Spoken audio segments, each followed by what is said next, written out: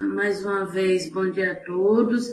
Dando continuidade ao nosso ciclo de webconferências, que é realizado semanalmente aqui pela Unidade de Telesaúde do Hospital Universitário, via a nossa gerência de ensino e pesquisa, nós teremos a imensa satisfação de contar com a presença da professora Alaide Mendonça, que vai tratar de uma temática extremamente importante para os dias de hoje, que é a questão das doenças cardiovasculares nas mulheres.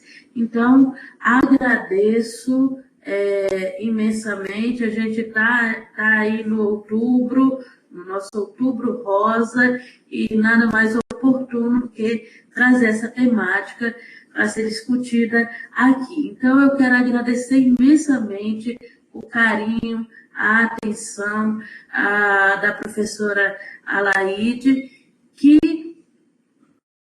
vai se apresentar para vocês, dizer um pouquinho onde ela atua e trazer essa temática. Então, eu quero agradecer e dizer que essa é uma webconferência que já vinha me sendo cobrada, porque ela foi adiada uma vez, e o pessoal, professora, cadê a webconferência?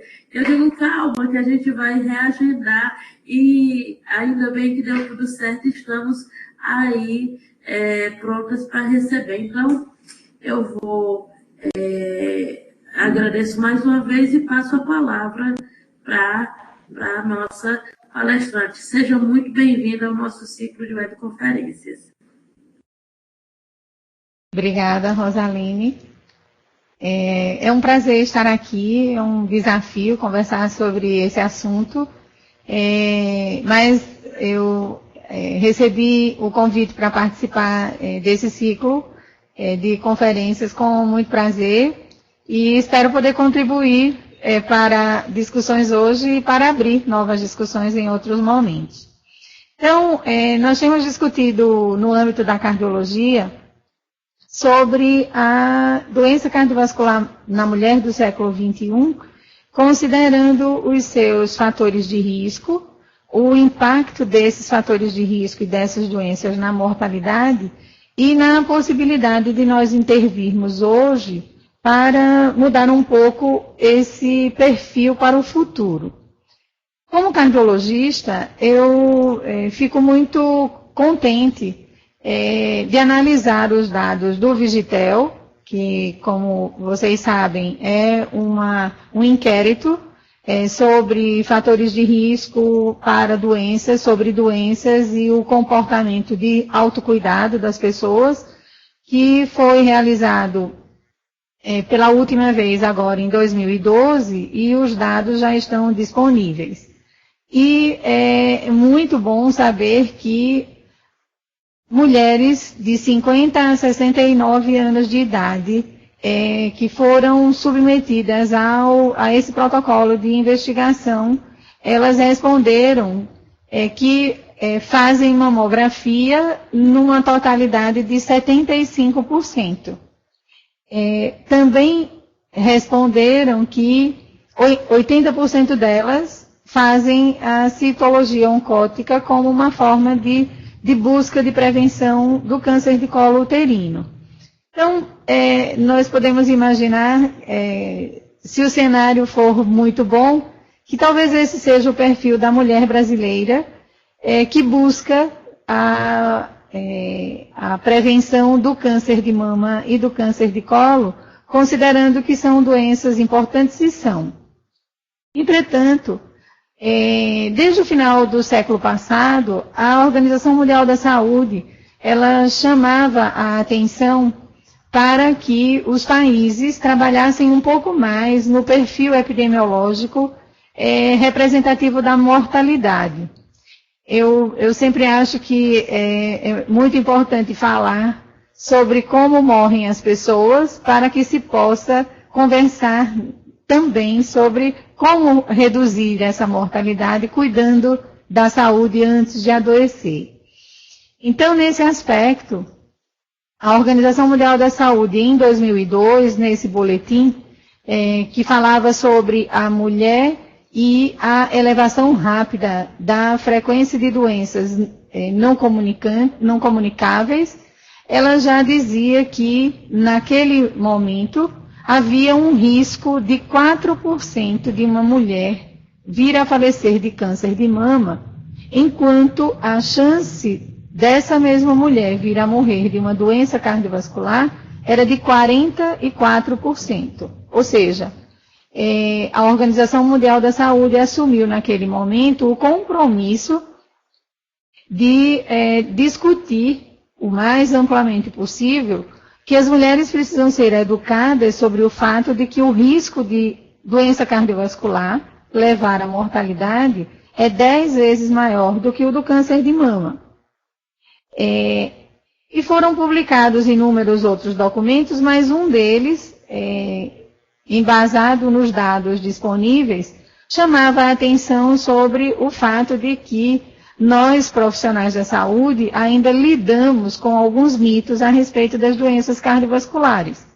E esses autores, essa autora, Martin, ela elencou os 6 que estão sendo visíveis aí. A primeira, de que elas são doenças de países desenvolvidos, quando não são, de que elas são doenças de pessoas ricas, quando não são, de que elas são doenças de homens, quando não são, que elas são doenças de idosos, que elas não se prestam a uma ação preventiva e que elas deixaram de ser um problema de saúde pública. Então, na realidade, nós temos trabalhado, portanto, na tentativa de acabar com esses mitos, principalmente no que diz respeito ao fato de que elas não são doenças de homens, são doenças que aparecem em ambos os sexos e em todas as faixas etárias, em todas as classes econômicas. Esse conjunto de doença que nós chamamos de doença cardiovascular, em sua grande maioria está representado pela doença arterial coronária, pela doença cerebrovascular, os derrames, a doença arterial periférica e a doença aterosclerótica da aorta. Esse conjunto de doenças em homens e mulheres compartilha os mesmos fatores de risco, que são considerados independentes porque a presença de apenas um deles é suficiente para favorecer o aparecimento da doença cardiovascular. Esses fatores são a idade acima de 55 anos e em mulheres a menopausa determina com muito maior propriedade esse momento em que a idade passa a ser um fator de risco inquestionável, a elevação do LDL colesterol, que é a molécula aterogênica por natureza, o diabetes mellitus, o tabagismo, a hipertensão arterial, a história pessoal de doença cardiovascular, ou seja, alguém que já teve um infarto ou um AVC, tem maiores chances de evoluir com um novo episódio dessa mesma doença. A história familiar de doença cardiovascular prematura em parentes de primeiro grau, parentes do sexo masculino abaixo de 55 e do sexo feminino abaixo de 65. Esses fatores de risco podem aparecer de maneira isolada ou podem aparecer de maneira agregada, e é importante saber que 90% dos eventos isquêmicos, ou seja, infarto, angina ou acidente vascular cerebral, acontecem em homens e 94% em mulheres que têm pelo menos um fator de risco desses aí acima mencionados. Então, a presença de um desses fatores é suficiente para aumentar o risco da doença se instalar. Então, no contexto geral, o que é sabido hoje é que a doença cardiovascular é a causa mais frequente de morte em mulheres. Ela é responsável por 1/3 da mortalidade geral em mulheres no mundo inteiro. E em mulheres acima de 50 anos, nos países em desenvolvimento, ela já determina metade das mortes, o que é um número inaceitável. Nós precisamos mudar isso aí. Dentro desse contexto, considerando que os fatores de risco são os mesmos para homens e mulheres, mas a distribuição e o impacto pode ser diferente nos dois sexos, é que nós vamos utilizar um pouco os dados desse documento do Ministério da Saúde, que fala sobre a Saúde Brasil com os dados de 2010. E chama a atenção para o fato de que foi realizada uma análise da situação de saúde e a vigilância da saúde da mulher.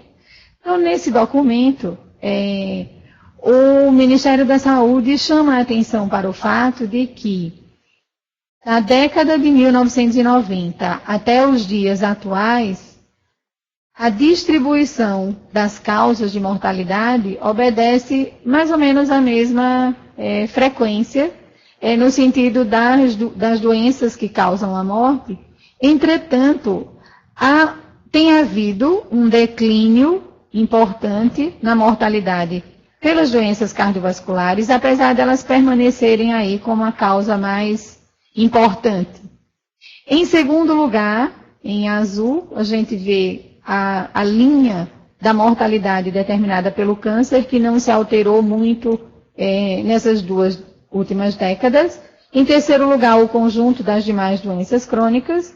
Em verde, as doenças, em verde mais claro, as doenças respiratórias. E em quinto lugar, o diabetes. Então, considerando homens e mulheres de 1991 até agora, esse tem sido o perfil de mortalidade.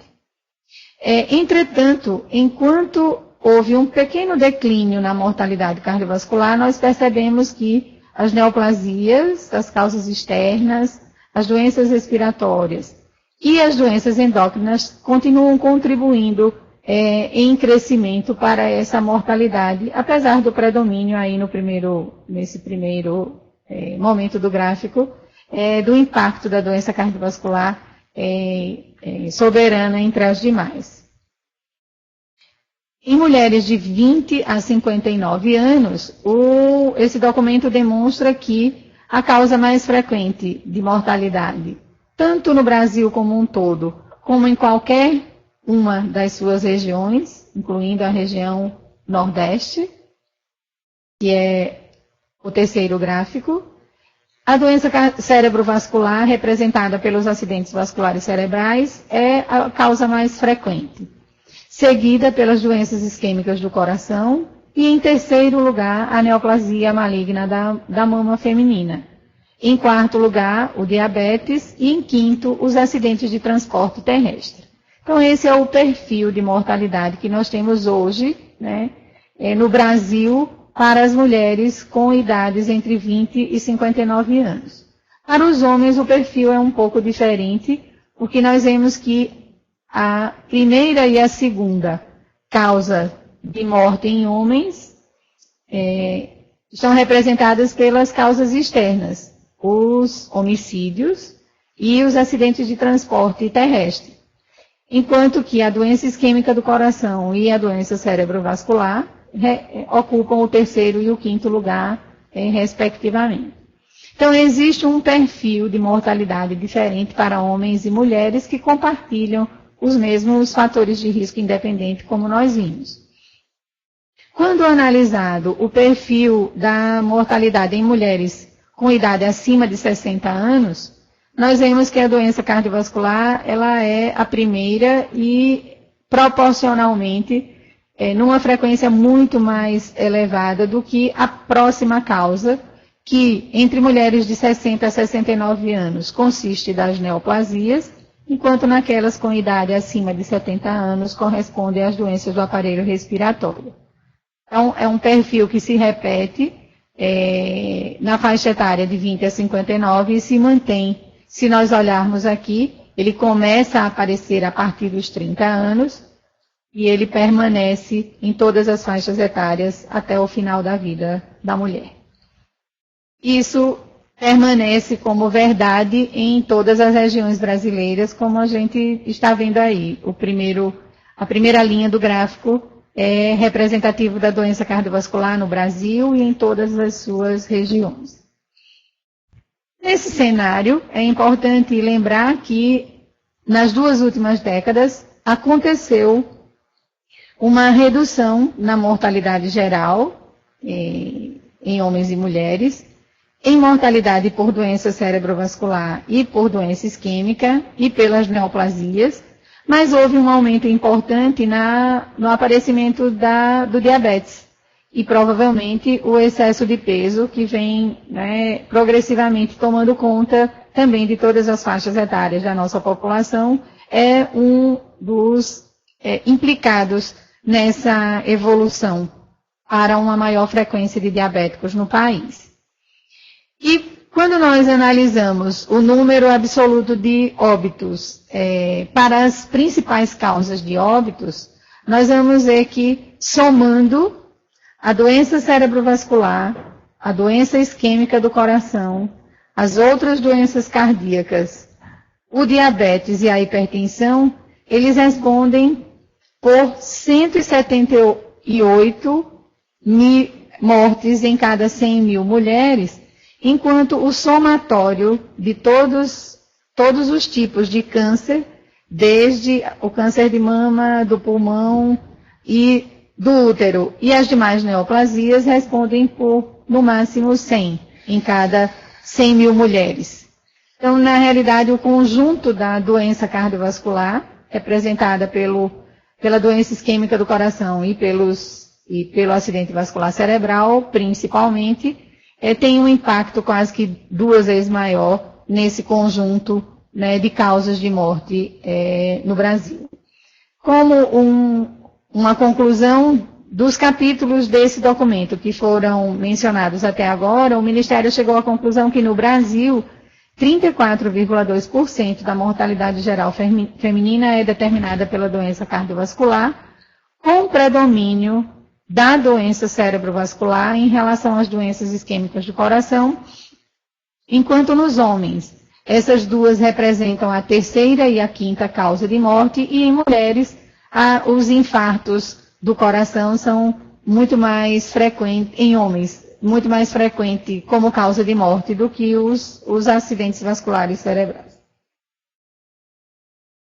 Isso é tão importante, o impacto da mortalidade feminina por doença cerebrovascular, que a Associação Americana de Cardiologia publicou no ano passado uma diretriz que trata da prevenção do acidente vascular em mulheres, e nesse documento os autores chamam a atenção, embasados em todas as publicações acerca desse tema, de que existem hoje fatores de risco especificamente relacionados ao sexo feminino e que aumentam a chance de uma mulher sofrer um AVC. Esses fatores de risco são a gestação, a pré-eclâmpsia, o diabetes gestacional, o uso de contraceptivos orais, a terapia hormonal após a menopausa e a própria menopausa em si. Então, esses fatores, eles contribuem especificamente para o aumento da frequência de AVC em mulheres. Existem outros fatores que os autores consideraram que têm um impacto maior ou eles são mais frequentes em mulheres. Esse conjunto está representado pela enxaqueca com aura, a fibrilação atrial, que é a arritmia sustentada mais frequente, o diabetes mellitus e a hipertensão arterial. E chamam ainda a atenção também para o impacto da depressão e do estresse psicossocial como fatores que agem de forma mais preponderante, favorecendo o acidente vascular cerebral em mulheres. E os demais fatores são compartilhados por homens e mulheres e estão representados pelo sedentarismo, pelo envelhecimento, pela presença de uma doença cardiovascular prévia, pela obesidade, pelos excessos da dieta, pelo uso do cigarro e pelo diagnóstico de síndrome metabólica. Então, sabendo disso, é importante chamar a atenção também para esse momento da vida da mulher, no qual deveriam apenas existir resultados felizes, já que a gravidez é o prenúncio de uma nova vida, mas se sabe que a gravidez e o parto e o puerpério contribuem aí com 2% da mortalidade feminina. Em relação às demais doenças cardiovasculares já mencionadas, é um impacto ainda menor, mas precisamos lembrar que a gravidez é algo que deve acontecer de forma saudável. Então, nesse aspecto, as últimas décadas no Brasil levaram a uma redução importante na mortalidade materna, tanto de causas obstétricas diretas como indiretas, mas nós ainda temos, em 2010, um número grande de mulheres que morrem em decorrência do parto ou do puerpério.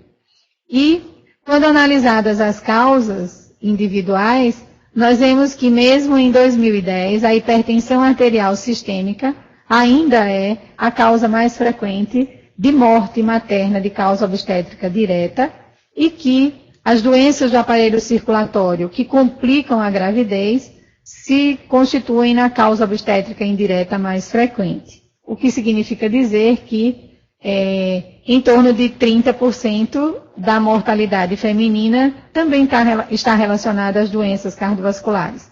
Em 20% dos casos pela hipertensão e em 8% deles pelas doenças do aparelho circulatório que complicam a gestação. Então também é necessário que nós incorporemos esse conhecimento de que no Brasil, em torno de 30% da mortalidade materna está relacionada à hipertensão, como causa direta, e às demais doenças do aparelho circulatório como causa indireta, e é necessário que nós trabalhemos um pouco mais nesse momento tão especial da vida feminina para que essa mortalidade, de alguma maneira, possa reduzir-se.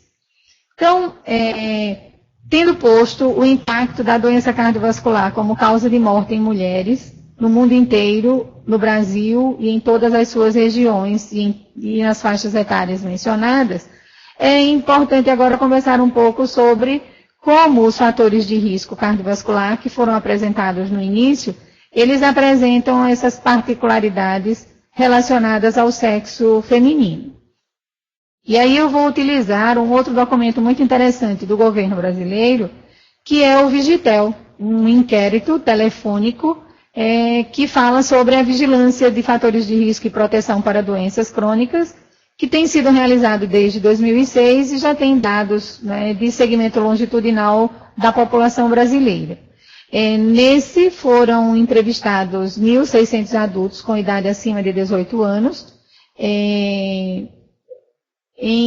representando 45.400 por cidade, representando um total de 45.448 indivíduos entrevistados nas capitais dos 26 estados e do Distrito Federal, que responderam a um questionário estruturado com 137 questões. Na visão geral da prevalência de fatores de risco, gostaria de compartilhar com vocês que chama a atenção a redução na prevalência do tabagismo. A gente vê aqui nesse primeiro momento, também do consumo de álcool e da direção após o consumo de álcool, mas nos chama a atenção o excesso de peso, o consumo de carne, o consumo de refrigerantes e a hipertensão, a inatividade física e a hipertensão arterial como fatores de risco que aparecem em todas as faixas etárias e se impõem, às vezes, nas faixas etárias a partir dos 55 anos. Aí nós vemos o gráfico que mostra quão pouco consumimos de frutas e hortaliças e quão pouco praticamos o volume recomendado de atividade física no nosso tempo livre. E falando dos fatores de risco independentes que mais têm impacto na doença cardiovascular, é interessante observar que mulheres fumam menos que homens. A prevalência de tabagistas nessa população é de 9% no sexo feminino e quase 16% no sexo masculino. Mas é interessante também observar que os homens, eles tendem a abandonar o tabagismo com maior frequência e provavelmente de forma mais persistente do que as mulheres, o que demonstra que o cigarro, apesar de estar presente em um menor número de mulheres, nessas mulheres ele tem um impacto muito importante. Em relação ao excesso de peso, homens brasileiros tendem a ter mais sobrepeso, enquanto que mulheres tendem a ser mais obesas, e nós, se somarmos hoje os 48% de mulheres com sobrepeso e os 18% de obesas, nós vamos chegar aí a um número muito elevado, de quase 70% de mulheres com excesso de peso no Brasil. Em relação à hipertensão arterial sistêmica, há uma prevalência um pouco maior do que no sexo feminino, e nós já vimos que a hipertensão ela é uma das causas mais frequentes de mortalidade direta e pela sua contribuição para a doença cardiovascular, e também é uma causa de morte importante durante a gestação. O diabetes em mulheres tem uma prevalência maior que no sexo masculino. Homens e mulheres são igualmente inativos no Brasil. Homens consomem mais refrigerante do que mulheres. E mulheres, a mim me chamou muito a atenção, consomem menos carnes vermelhas do que os homens, quase que o dobro, né, nessa proporção aí observada. O consumo de leite integral é o mesmo para ambos os sexos, e homens e mulheres assistem em torno de 3 horas diárias de TV, o que é ainda uma atividade sedentária de grande impacto na nossa população. Homens e mulheres consomem bebida alcoólica, mas os homens o dobro ou o triplo quase que as mulheres. E a atividade física que é considerada saudável a ponto de contribuir para tratar os fatores de risco cardiovascular e ampliar os aspectos essenciais da saúde, ainda é mais um comportamento masculino do que um comportamento feminino.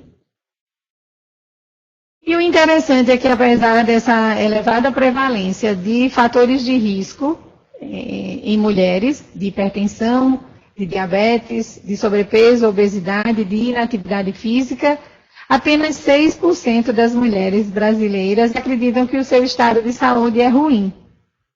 O que significa dizer que não há um entendimento real do impacto que esses fatores de risco, que nós acabamos de mencionar, eles podem ter sobre a saúde dessa mulher no futuro, no sentido da evolução para a doença cardiovascular, que é a principal causa de morte. O Vigitel ele chamou a atenção para alguns aspectos positivos e negativos para as mulheres de 2006 a 2012, que é o intervalo anual no qual foram realizadas as investigações. Observou-se nesse período uma redução da prevalência de tabagismo em mulheres, uma redução no número de horas de frente à TV, que ainda permanece elevado, e um aumento na frequência de realização de mamografias. Entretanto, houve um aumento da prevalência do sobrepeso, da obesidade e do diabetes, que nós já vimos, são fatores negativos para as doenças do coração e do cérebro. Então, como o resultado disso aí, nos parece claro que, primeiro, é necessário ampliar o conhecimento das mulheres sobre o impacto dos fatores de risco na mortalidade cardiovascular, porque apenas esse conhecimento pode determinar a percepção do risco que nós corremos em desconhecermos os fatores de risco e em desconhecendo, não realizando o tratamento necessário para reduzir o seu impacto na mortalidade. E para conversarmos um pouco mais sobre esse perfil de cuidadora do outro, que ainda é mantido pela mulher e que determina muitas vezes que ela não pare para autocuidar-se e quando ela necessita do cuidado, muitas vezes os seus cuidados, aquelas pessoas que estiveram sob o seu cuidado, não estão aptas para cuidar dela. Como nós estamos tratando de pessoas adultas, faz parte do processo de amadurecimento o entendimento que cada um de nós tem sobre o cuidado de si mesmo. Porque é esse cuidado de si mesmo que vai permitir que nós tenhamos saúde o suficiente para continuar cuidando de nós, enquanto mantemos o papel de cuidadora oficial das nossas famílias e dos nossos e dos grupos nos quais nós circulamos. O segundo aspecto que eu considero importante é a necessidade de ampliar o conhecimento das mulheres sobre o impacto da hipertensão e as demais doenças cardiovasculares na gestação, no parto e no puerpério. E eu entendo que cada vez mais premente a necessidade de realizarmos alianças transprofissionais que permitam que esse conhecimento seja disseminado, e não apenas na área da saúde, mas em todas as áreas possíveis, para que esse conhecimento seja empoderado, né, que as pessoas sejam empoderadas dele e passem a utilizá-los de forma a consolidar o cuidado multiprofissional que hoje é imprescindível na saúde humana. E, em terceiro lugar, me parece interessante que nós assumamos a importância de identificar as peculiaridades dos fatores de risco e dos outros marcadores de risco que estão presentes na mulher, às vezes exclusivamente na mulher, como nós vimos, e que nós também nos apoderemos do manuseio mais adequado dos mesmos. Por quê? Apenas o entendimento das particularidades desses fatores de risco e dessas doenças é que nos permitirá escolher a estratégia mais adequada de prevenção, e todos os níveis de prevenção são importantes, desde a prevenção primordial, passando pela prevenção primária, secundária, até a prevenção terciária, né? Para que haja não apenas a redução da mortalidade, mas também a redução da morbidade. E nesse contexto, eu penso que é adequado que nós também pensemos que as mulheres vivemos, em média, 10 anos mais que os homens. E isso tem sido posto nas discussões como algo para o qual, né, as pessoas se voltam dizendo, então, se as mulheres vivem 10 anos mais, não precisamos nos preocupar com elas, e sim com a saúde dos homens. Quando, na realidade, uma coisa é uma coisa e a outra coisa é outra coisa, né? Mulheres vivemos 10 anos mais em média, entretanto, nós vivemos com severas limitações determinadas pelo impacto da menopausa e a falta do estrógeno e as suas consequências vasculares e em todas as outras áreas do nosso organismo.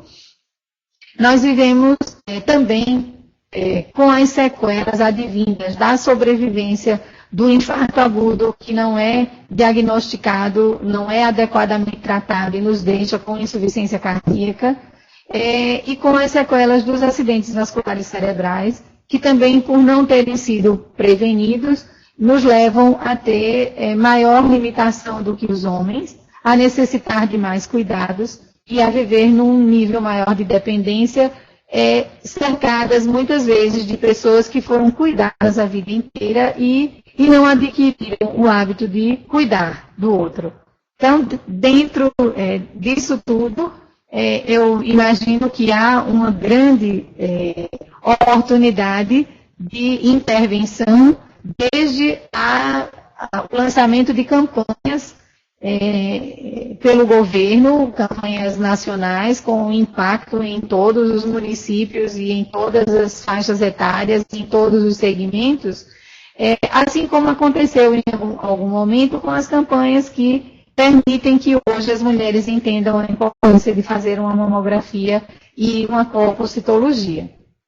É necessário que, além das campanhas de educação da população, nós eduquemos os médicos e demais profissionais da saúde para o tratamento, para as intervenções integradas e dentro do espírito de nos apossarmos, né, do perfil epidemiológico que nós temos hoje, muito bem descrito pelos inúmeros estudos apresentados, e que nos permite tratar de maneira adequada os diferentes.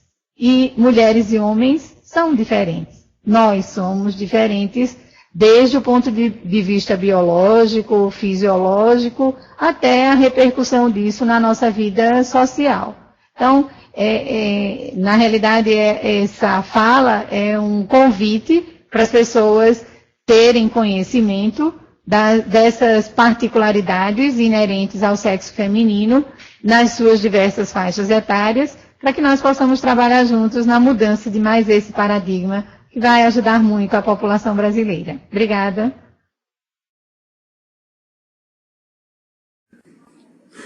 Obrigada, professora.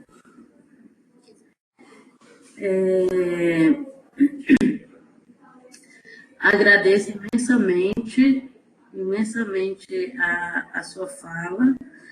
E abro agora para as perguntas. Então, se os nossos web espectadores tiverem perguntas, já pode começar a fazer as devidas perguntas. Eu acho que a gente já tem aí uma pergunta. Então, a gente abre para a pergunta e a professora já pode começar a responder. Tem uma pergunta aqui sobre qual o grau de predisposição que uma mulher de 42 anos, com uma história familiar de 6 dos 8 irmãos do pai que tiveram infarto e com casos semelhantes também na família. Lembrando a questão dos fatores de risco, mulheres têm mais chance de terem doença cardiovascular, infartos ou AVCs, a partir da menopausa, independente da história familiar. Antes disso, a história familiar desses eventos, quando acontecem em homens antes dos 55 e em mulheres antes dos 65, cria uma linha genética de predisposição. Então, é muito importante que, tendo essa história confirmada, que ela busque nela mesma a prevenção dos demais fatores de risco que predispõem à formação das placas ateroscleróticas que levam à doença cardiovascular. Quais são eles? A hipertensão, o LDL colesterol elevado, o diabetes e o excesso de peso, que termina contribuindo para esses demais aparecerem. Então, eu penso que aos 42 anos, ainda produzindo estrógeno, essa pessoa, ela se encontra em uma fase de prevenção primária se ela não tem nenhum desses fatores de risco que a gente acabou de mencionar. E a prevenção primária, nesse caso, determina que ela se prepare do ponto de vista da dieta e da atividade física para enfrentar os próximos anos até a menopausa com um ganho, e não esperar para fazer esse investimento depois que a menopausa se instalar. Porque aí a ausência de estrógeno, ela não é substituível pela reposição, e a reposição causa mais riscos. Então, penso que nesse momento a chance dela é muito pequena. Porém, o histórico determina que ela se cuide do ponto de vista da prevenção primária agora, né, para atrasar o máximo possível o aparecimento de qualquer que seja desses fatores de risco.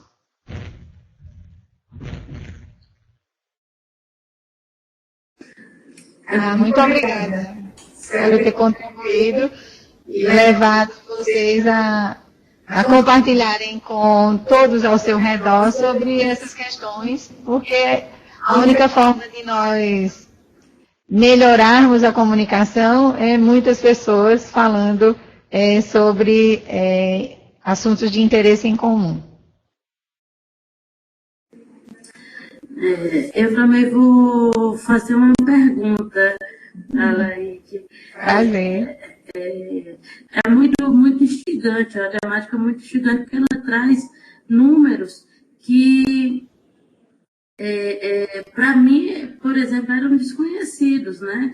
Tipo, o quantitativo de mulheres que fazem mamografia versus o quantitativo daquelas que fazem exames cardiológicos. Isso é muito forte, porque a gente começa a perceber que falta uma política de divulgação, de compartilhamento de informações bem mais incisiva acerca dessa questão.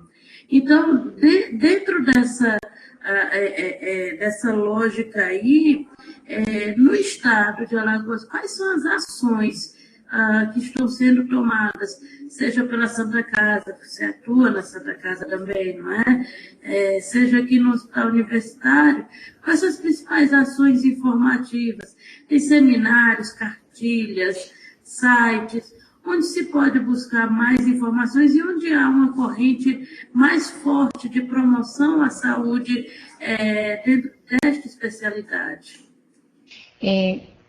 Quando nós começamos a estudar esses aspectos, nós encontramos, além desses documentos que foram apresentados, existe um documento do Ministério da Saúde que trata da Política Nacional de Saúde da Mulher.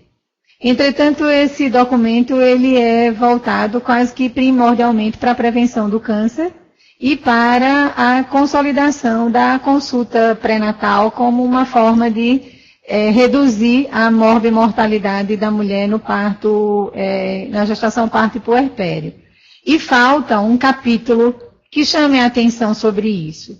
Entretanto, a mudança curricular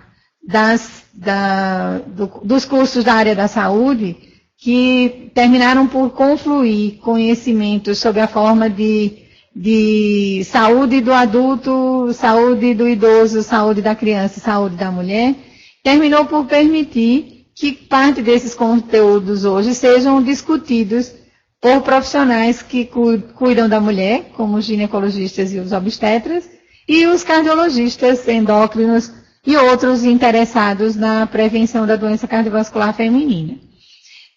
Acho que a gente vai sofrer, ou vai perceber o impacto disso apenas em alguns anos, porque a formação e a prática, elas são lentas nesse aspecto, mas as sociedades de especialidade, elas têm oferecido algumas estratégias interessantes. Por exemplo, a Sociedade Brasileira de Cardiologia, que pode ser acessada por qualquer pessoa no www.cardiol.br, tem um ícone para a prevenção cardiovascular e nesse o cenário é a oferta do calendário de dias temáticos.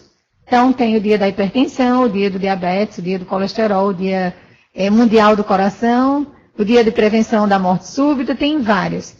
E a sociedade disponibiliza uma cartilha com os principais fatores de risco e nela há uma menção sobre as particularidades do sexo feminino e do sexo masculino. Então essa cartilha está acessível, nós podemos fazer a impressão e divulgá-la nos nossos ambientes de trabalho e a sociedade tem estado aberta para conversar sobre esses aspectos todos com o Ministério da Saúde. O presidente da Sociedade Brasileira de Cardiologia, ano passado, foi 2 vezes à Câmara Federal e ao Senado para discutir a questão do impacto da doença cardiovascular, não só na mulher, mas na população brasileira. E, na realidade, nós estamos tentando, de todas as formas, ampliar a discussão. Lá na Santa Casa, nós assumimos o calendário temático e nós temos ido às ruas. Em cada um dos dias temáticos, nós temos levado esse conhecimento para a população e nós temos procurado ir em diferentes cenários. Nós já fomos no centro da cidade, em 3 diferentes locais, já fomos ao Benedito Bentes, já fomos à Orla Marítima da Ponta Verde, porque são populações com aspirações e com os cenários econômicos são diferentes, os acessos também são diferentes. Então, nós temos tentado fazer isso de forma sistemática. Mas é necessário ampliar, e eu penso que momentos como esse são muito bons para que quem nos ouve se torne também um mensageiro, né, da necessidade de nós ampliarmos as nossas discussões sobre isso. Perfeito, fantástico. Eu compartilho com a mesma opinião aí do público que se manifestou. Excelente palestra, muito obrigada, realmente muito esclarecedor. E se alguém ainda tiver mais alguma dúvida, a gente ainda tem mais uns 2 minutinhos aí para perguntas. Então, se alguém tiver alguma questão para colocar, que coloque. Eu pensei, agora, enquanto você falava, do público, de abrangência, eu pensei numa questão que às vezes me preocupa muito. Eu tenho alguns professores, colegas que são da área de direito e que trabalham com ressocialização, que trabalham com presídio, que trabalham com esse público. E aí eu fiquei pensando aqui, meu Deus, se para gente que circula, que é livre, que tem acesso à informação, que pode buscar essas informações, muitas vezes a gente acaba não sendo atingido, né, por essa gama de informação, muitas vezes porque a gente não busca e muitas vezes porque realmente não chega até nós todas essas ações. E aí eu fiquei imaginando como é para um público carcerário feminino, por exemplo, ter acesso a esse tipo de informação e a esse tipo de cuidado, porque realmente as condições de quem é encarcerado são extremamente diferenciadas, e como promover saúde num ambiente tão hostil, né? Então eu fiquei me perguntando, dá até um projeto para a gente. É verdade. E tem alguma coisa nesse sentido? Não, mas nós sabemos, por exemplo, que hoje o impacto do estresse diário, independente do local onde se encontra a mulher, o estresse ocasionado por momentos de perda que as mulheres sofrem, a perda pela separação no casamento, a perda do filho que faleceu, do marido que faleceu, de alguém muito próximo, a perda da liberdade. O estresse, ele é um condicionante para inúmeras situações, dentre elas uma situação identificada como síndrome de Takotsubo, que só acontece em mulheres, e que é o resultado da oclusão de uma artéria coronária que leva a um infarto e que faz o coração funcionar de forma disfuncional e que pode levar a mulher até o óbito, e que acontece nessas situações de grande angústia.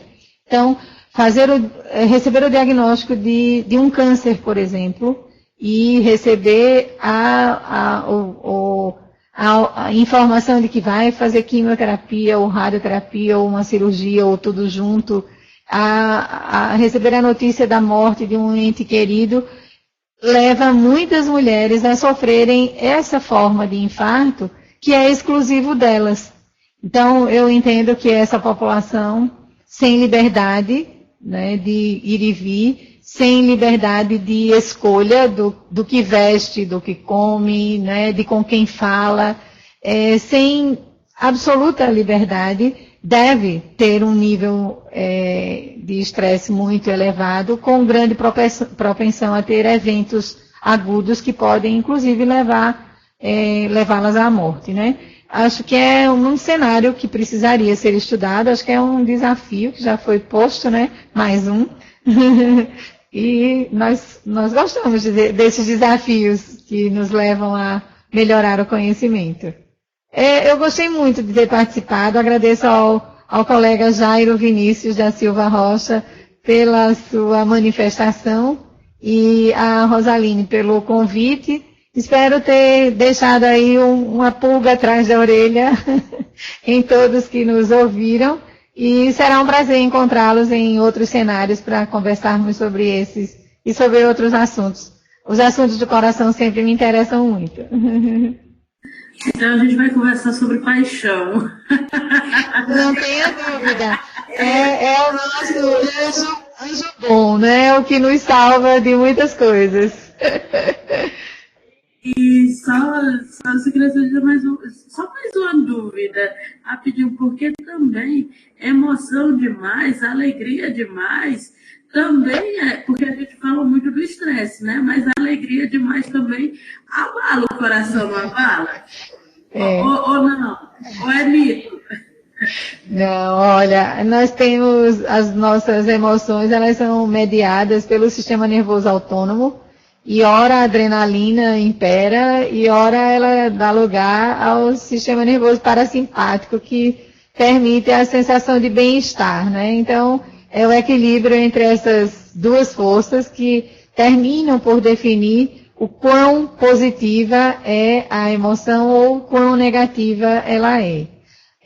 De uma maneira geral, nós precisamos também ser educados a buscar as situações nas quais nós nos sentimos confortáveis e tranquilas, porque são essas que vão permitindo que nós suportemos as outras situações de estresse negativo e de muita adrenalina para não adoecer. Então, emoção boa é aquela que aumenta a atividade parasimpática e traz sensação de bem-estar. Essas são as que a gente vai buscar. Perfeito, perfeito. Muito, muito, muito obrigada mais uma vez, Aleide. Seja sempre muito bem-vinda aqui à nossa unidade de telesaúde e podemos sim fazer grandes parcerias. Obrigada e parabéns mais uma vez. Obrigada. Obrigada aí, Ivanise, Rosaline, Vinícius e todo mundo que está aí junto conosco. Um grande abraço.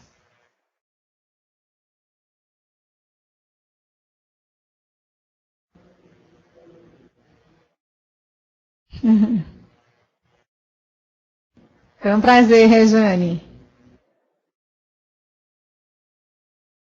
Jairo, cuide bem aí da sua esposa.